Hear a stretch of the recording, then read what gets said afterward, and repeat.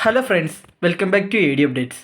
അപ്പം നമ്മളിന്ന് വന്നിരിക്കുന്നത് കങ്കുവ സിനിമയുടെ 3 ദിവസത്തെ ബോക്സ് ഓഫീസ് കളക്ഷനെ കുറിച്ച് പറയാനാണ്. സോ വീഡിയോയിലേക്ക് പോവാം. കങ്കുവ പാൻ വേൾഡ് റിലീസായിട്ടാണ് കങ്കുവ 14-ാം തീയതി തിയേറ്ററുകളിലേക്ക് എത്തിയത്.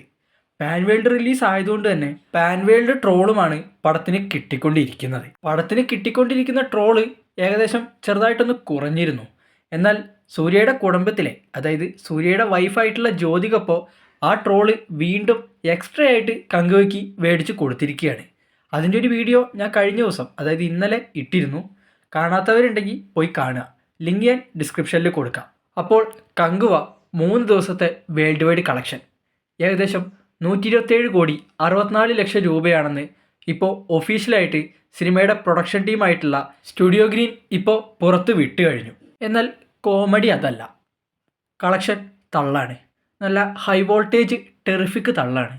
തള്ളി അങ്ങ് കയറ്റി വിട്ടേക്കുകയാണ്. കങ്കുവയുടെ യഥാർത്ഥ കളക്ഷൻ റിപ്പോർട്ടാണ് ഞാനിപ്പോൾ ഇവിടെ പറയാൻ പോകുന്നത്. കങ്കുവയുടെ ശരിക്കുമുള്ള first day world wide collection എന്ന് പറയുന്നത് 35-37 കോടിയേ വരുന്നുള്ളൂ. കേരളത്തിൽ നിന്ന് 4,20 ലക്ഷം രൂപ, തമിഴ്നാട്ടിൽ നിന്ന് 11,30 ലക്ഷം രൂപ. ബാക്കിയുള്ള ഏരിയാസിലൊക്കെ കളക്ഷനും പൊതുവെ കുറവാണ്. എന്നിട്ടാണ് പ്രൊഡക്ഷൻ ടീം 58,62 ലക്ഷം രൂപ first day world wide collection എന്ന് പറഞ്ഞിട്ട് തള്ളിയിരിക്കുന്നത്. സെക്കൻഡ് ഡേ കങ്കുവയുടെ വേൾഡ് വൈഡ് കളക്ഷനായിട്ട് പ്രൊഡക്ഷൻ ടീം പറഞ്ഞിരിക്കുന്നത് 89,32 ലക്ഷമാണ്. ശരിക്കും സെക്കൻഡ് ഡേ കങ്കുവയുടെ വേൾഡ് വൈഡ് കളക്ഷൻ എന്ന് പറയുന്നത് 13,05 ലക്ഷം രൂപയാണ്. അങ്ങനെ first day second day total കൂട്ടുമ്പോൾ ഏകദേശം 51,05 ലക്ഷം രൂപയാണ് കങ്കുവ 2 ദിവസം കൊണ്ട് വേൾഡ് വൈഡ് ആയിട്ട് കളക്ട് ചെയ്തിരിക്കുന്നത്. ഇതാണ് അവന്മാർ, അതായത് പ്രൊഡക്ഷൻ ടീം തള്ളിക്കയറ്റി 89 കോടി ആക്കിയത്. ഇനി കങ്കുവയുടെ 3-ാമത്തെ ദിവസത്തെ കളക്ഷൻ, അതായത് 3 ദിവസത്തെ കളക്ഷൻ റിപ്പോർട്ട് ഇന്നലെ വൈകുന്നേരമാണ് പ്രൊഡക്ഷൻ ടീമായിട്ടുള്ള സ്റ്റുഡിയോ ഗ്രീൻ പുറത്ത് വിട്ടത്. 127,64 ലക്ഷം രൂപയാണ് കങ്കുവ 3 ദിവസം കൊണ്ട് വേൾഡ് വൈഡ് ആയിട്ട് കളക്ട് ചെയ്തിട്ടുള്ളതെന്നാണ് പ്രൊഡക്ഷൻ ടീം പറഞ്ഞിട്ടുള്ളത്. എന്നാൽ 3 ദിവസം കൊണ്ട് കങ്കുവ റിയലായിട്ട് വേൾഡ് വൈഡ് ആയിട്ട് കളക്ട് ചെയ്തിരിക്കുന്നത്, 3 ദിവസം കൊണ്ട് കങ്കുവ തമിഴ്നാട്ടിൽ നിന്ന് മാത്രം 21,40 ലക്ഷം രൂപയാണ് കളക്ട് ചെയ്തിരിക്കുന്നത്. തെലുങ്ക് സ്റ്റേറ്റിൽ നിന്ന് 10,65 ലക്ഷം, കർണാടക 3,60 ലക്ഷം, കേരളത്തിൽ 5,25 ലക്ഷം, നോർത്ത് ഇന്ത്യ 9,65 ലക്ഷം, ഓവർസീസ് 18,50 ലക്ഷം രൂപ. അങ്ങനെ ആകെ മൊത്തം കങ്കുവ 3 ദിവസം കൊണ്ട് വേൾഡ് വൈഡ് ആയിട്ട് കളക്ട് ചെയ്തിരിക്കുന്നത് 69 കോടി രൂപയ്ക്ക് മുകളിലാണ്.